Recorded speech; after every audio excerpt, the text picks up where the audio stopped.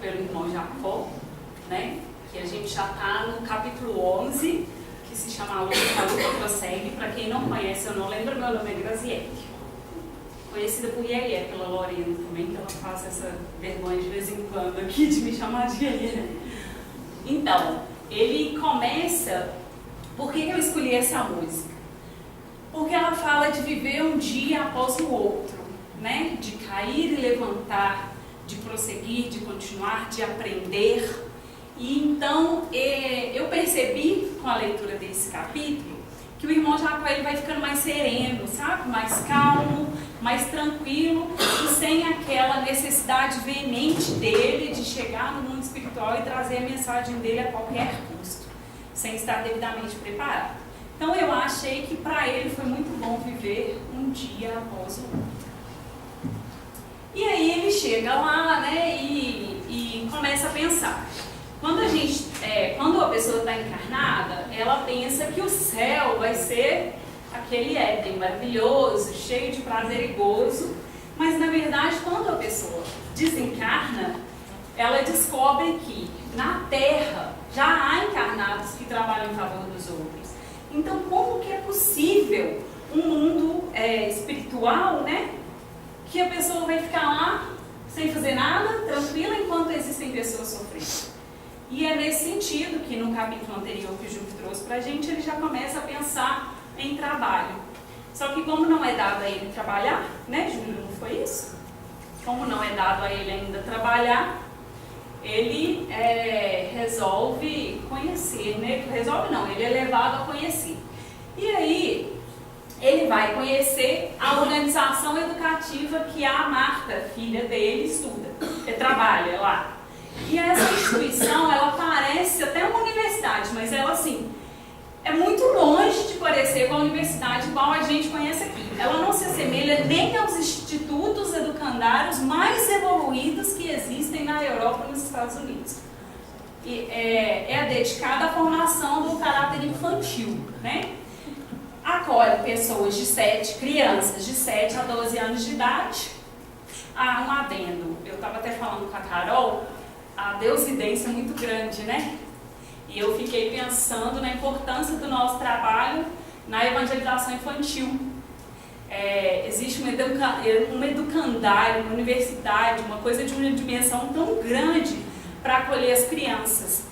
Então, assim, eu me senti muito privilegiada de ter aceitado esse convite da espiritualidade para trabalhar com as nossas crianças aqui do nosso humilde florescer. Pronto, adendo feito.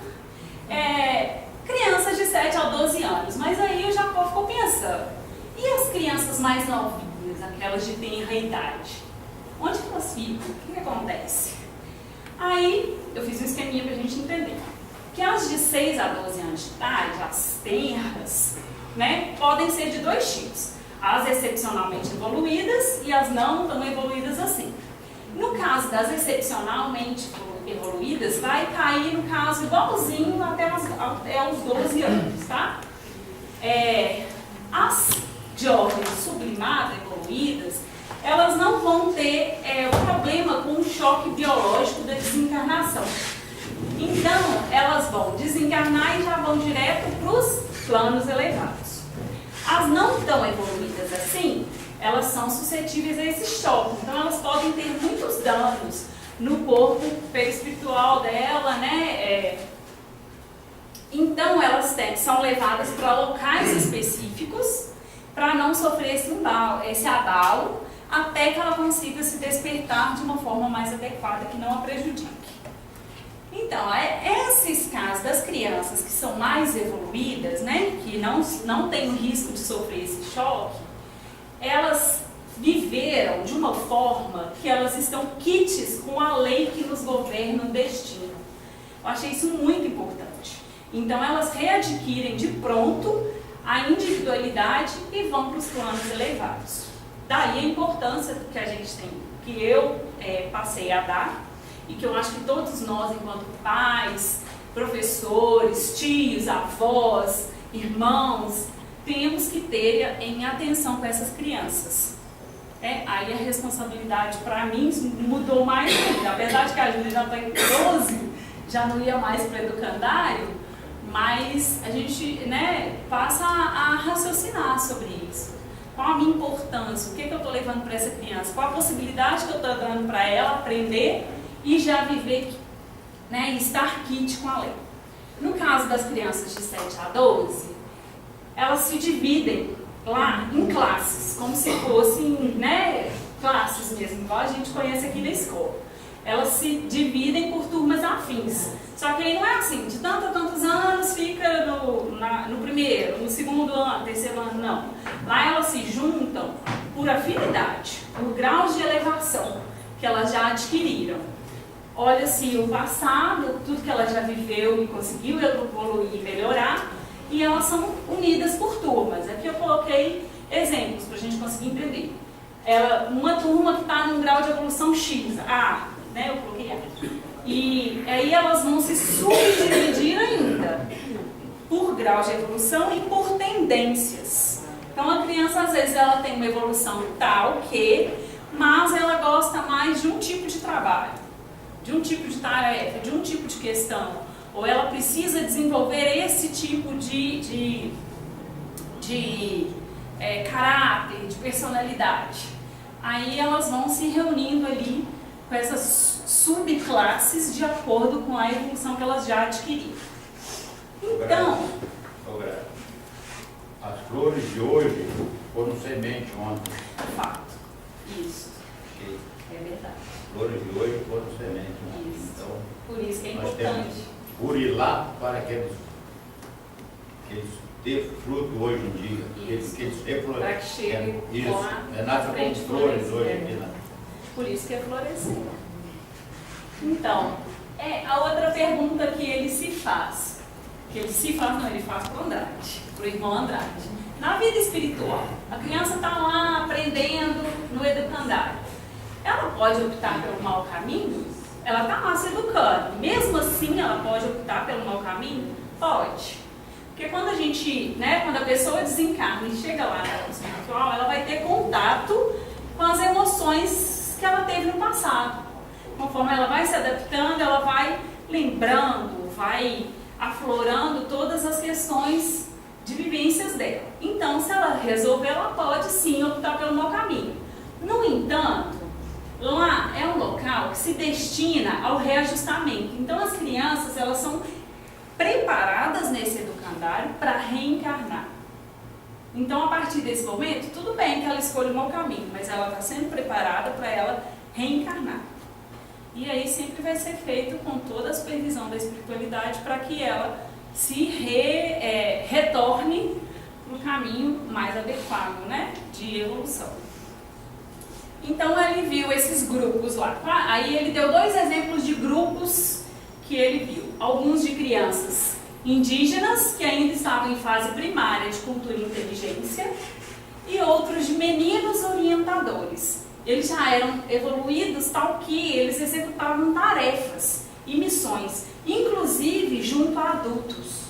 Então, apesar de crianças fisicamente, eles já ensinavam, eles já atuavam junto aos adultos, porque eles ficavam lá aguardando um tempo até que todas as circunstâncias favoráveis necessárias para que eles reencarnassem e pudessem executar os projetos que eles tinham de ordem superior e elevada.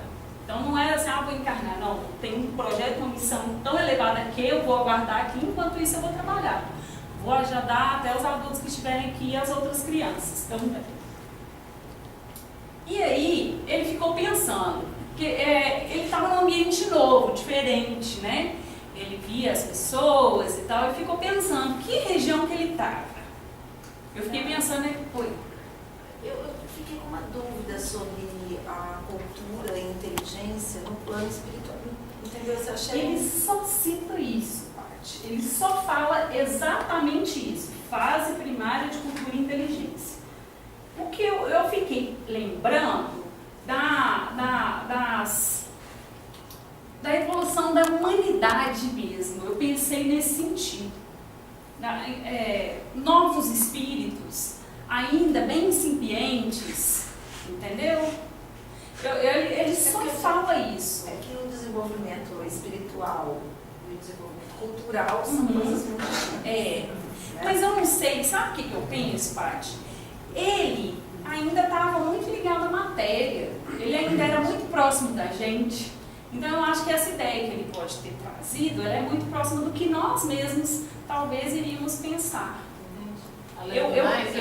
É minha opinião, né? Você também tem que considerar que o espírito, quando ele desencarna, ele não retoma automaticamente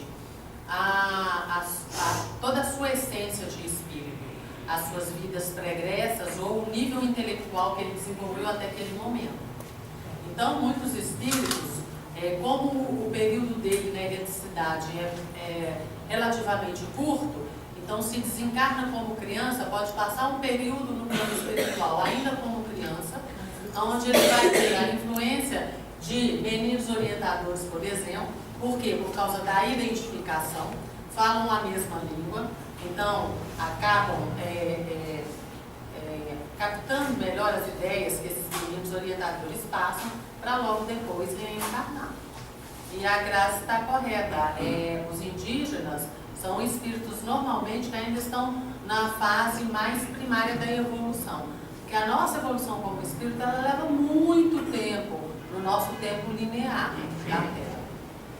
Então nós ainda temos espíritos que ainda são jovens, digamos assim. Eu sempre penso assim, que após a queda, a gente começou uma ascensão, né? Essa ascensão, ela vai passando por esses estágios, né? E desde os mundos inferiores, com aqueles, vamos dizer, os homens da caverna mesmo, e aí vai, né, avançando conforme for adquirindo, eu imagino dessa forma.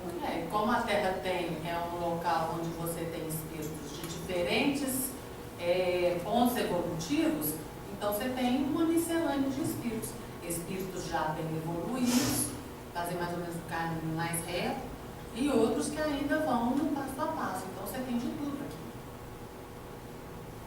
aqui. Eu entendi assim, ele só fala assim, eu entendo mais como essa mentalidade ainda um pouco estreita dele, enquanto espírito recém-desencarnado. Então, muito próximo, né? Vamos lembrar que isso foi há bastante tempo, então... Enfim, a gente pode... Esse é um bom assunto, um bom tema para a gente pesquisar e vir trazer. Uma ótima ideia, né? Bacana, então. Aí ele ficou curioso para saber em que região que ele se encontrava. E aí ele lembra dos livros do André Luiz e se lembra de um médium que se chamava Vale Owen. Depois eu vou falar dele para vocês como curiosidade. E aí ele foi, o irmão Andrade falou com ele que eles estavam na colônia espiritual de emergência em planos menos elevados. Talvez por isso até a presença dos meninos indígenas. Eram planos menos elevados. E aí lá se encontravam muitas instituições de socorro, tanto de encarnados quanto de irmãos desencarnados que ainda se encontravam no desespero. Pela proximidade mesmo, né? Por ser planos menos elevados. E aí ele reparava na cara das pessoas e via todo mundo muito calmo, muito sereno, muito feliz. E ele percebeu que ninguém tinha aflição, rancor, irritação, desânimo no rosto. Todo mundo era muito calmo, muito harmonioso. E aí o irmão Andrade fala que mesmo que detenham motivos fortes para preocupações, fazem o possível para guardar a paz com sinceridade, atento aos desígnios da ordem divina. Eu trouxe isso para a minha vida e fiquei pensando quantas vezes eu, com motivos nem tão fortes assim às vezes, né, eu me deixo afligir, eu me deixo desanimar, eu fico irritada, né? Eu transpareço isso para as pessoas, dou a quem doer, tenha você a ver com o meu problema ou não. Então, trazendo para mim, eu me prometi fazer o possível para guardar a paz com sinceridade, confiando nos desígnios divinos. E aí eu pensei no entregar, no confiar, né, no agradecer, por causa disso. A gente tem que estar, eu tenho que aprender a estar sempre conectada com esse desejo, com essa vontade do plano superior para mim, né? E aí, logo em seguida, eles continuam, né, a andar por lá para conhecer onde ele estava, e eles chegam num magnífico santuário, onde aí lá se processavam os mais elevados serviços espirituais da vida coletiva. Naquele tempo, explicou a filha dele, naquele templo, né, comungam no amor e na veneração a Deus todos os espíritos liberais, ainda mesmo que ligados às escolas de crenças que os identificavam na crosta planetária. Aqui confraternizam em torno do Evangelho de nosso Senhor Jesus o Cristo. Não encontram motivos para dissensões ou descontentamentos. Então lá era um lugar onde as pessoas conseguiam ir desde que elas não fossem fanáticas religiosas, desde que elas conseguissem entender e respeitar as religiões, as ideias das outras pessoas. E todas elas, mesmo que respeitassem essa sua religião própria, essas pessoas, elas se confraternizavam, porque todos nós, no fundo, de qualquer religião aí, né, das mais gerais que a gente pode falar, todas elas creem numa superioridade divina que nos criou, nos rege, nos guarda, nos governa e nos ilumina. Eu lembrei das minhas crianças agora. Então, são glórias do Senhor, entendeu? Então, assim, desde que fossem espíritos liberais, aí adivinha o que ele queria fazer? Ele queria ir lá entrar no templo, né? O templo parecia muito, ele relata, com a catedral que tem em Colônia, na Alemanha. É um templo muito magnífico e muito suntuoso. E por dentro ele era assim, todo feito em ouro e detalhista, bem sutil, bem. Ele relata de uma forma que devia ser uma coisa maravilhosa. E cheio de. Mas aí eu não ia trazer quadrinho dessa vez, não, mas o quadrinho caiu no meu corpo. E as crianças, né, têm direito de escolher. O Cebolinha fala que é católico, o outro evangélico, budista, e o Cascão fala que é corintiano, né? Enfim, então, desde criança, todo mundo tem direito de escolher sua própria religião. E lá nesse templo, todo mundo que respeitar a religião alheia e que comungar em torno do evangelho, tem sua vez, né? Entra, e lá era um local. Oi? Até corintiano. Aí lá era um local, esse templo, que tinha uma comunhão muito grande com a vida mais alta. Espíritos de muito elevado estirpe lá iam para poder estar sempre intuindo, passando, né, informações e fazendo contato com os outros que estavam ali, entrando, saindo, também recebendo e doando de si. E ele cita que essas 7 torres que tinha nessa igreja, nesse templo, iluminavam o caminho no mar das trevas, na travessia da extensa ponte dos despenhadeiros. Ele fala no começo do filme, do livro, que para ele chegar lá nesse local onde ele conseguiu chegar, né, na colônia, ele precisou atravessar por esse mar de trevas. E aí essa luz que vinha desse templo magnífico era que iluminava o caminho desses passantes, né, por esse mar de trevas. E aí eu fiquei pensando, por que ele tinha 7 torres? E eu descobri que 7, além de ser o número da perfeição que eu já sabia, né, que a gente já falou sobre ele várias vezes aqui, ele integra os 2 mundos e é considerado o símbolo da totalidade do universo em transformação. Então eu falei nada mais significante do que existirem 7 faróis iluminando a interligação entre os recém-desencarnados e essa colônia que os abrigaria e os acolheria. Eu achei muito bacana. E aí o irmão Jacó, ele tenta entrar, esse é o irmão Jacó, viu, gente? Ele tenta entrar no santuário, Mas eles falaram, não, agora não. Você tem que se preparar. Não é chegou e vai entrando, não. Só quem está preparado é que pode ir no templo. E aí ele fala, preparação através de fontes de pensamento. Eu fiquei pensando no que eu emito de pensamento. No que eu me conecto no meu dia a dia. E aí, para minha surpresa, ele ficou feliz e confortado. Porque nos capítulos anteriores ele sempre ficava com um xoxo, né? Ficava chateado, achava que já estava pronto, mas não, ele ficou tranquilo. E aí o irmão Andrade falou para ele, fica calmo, no 30º dia da sua libertação do corpo, vai vir aqui, ainda vai ter a visita de um monte de amigos seu. À noite eles vão para casa, tem o culto doméstico, e aí todo mundo fala para ele, vai descansar. Ele se sente bem, só que o Andrade fala com ele assim, meu irmão, vou ficar aqui com você essa noite, porque você pode precisar de mim. Ele falou, mas eu estou tão bem, por que você vai ficar aqui? Fica aí. Aí os dois foram lá e tal, o Jacó foi se recolher. Quando ele se recolhe, ele começa a ouvir a filha dele o chamando. Eu achei bem legal, porque fala um amoroso chamamento. Então não era um desespero. Da filha encarnada. Da filha encarnada, não a Marta. Um amoroso chamamento.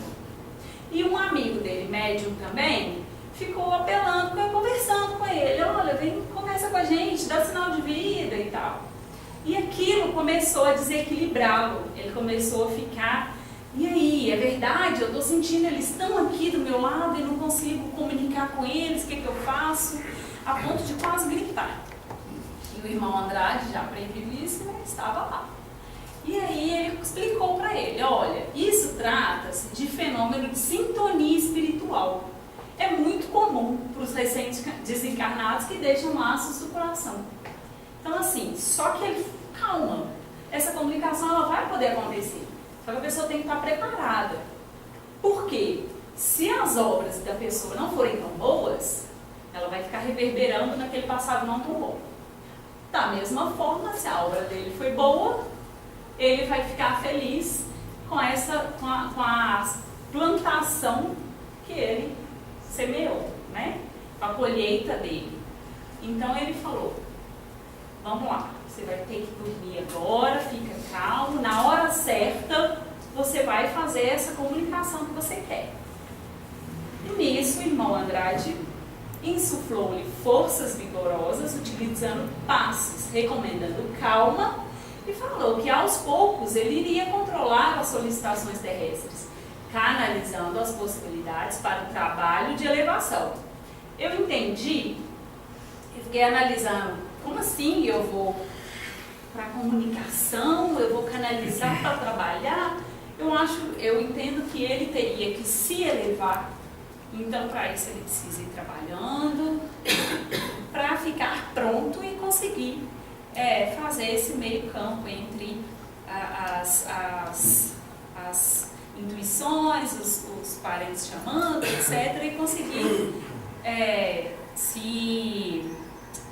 se comunicar do jeito que ele sempre quis, desde que ele chegou lá. E aí a curiosidade que eu falei, que é o Vale Owen, que eu não tinha ouvido falar dele, ele era um sacerdote anglicano que desenvolveu a mediunidade depois que a mãe dele faleceu, desencarnou. E aí ele se converteu ao espiritualismo. E um dos livros dele é Os Planos Exteriores do Céu, só que ele fala das regiões inferiores do céu também. As altas regiões, as regiões inferiores, os planos exteriores, e o legal é que ele fala sobre as crianças também, fiquei curiosa. E então por isso que ele lembrou, né, que lá era uma colônia de planos não tão elevados e ele tinha lido o livro. Então é isso, gente. Gratidão, mais uma vez, pela paciência e pela boa vontade de me ouvir.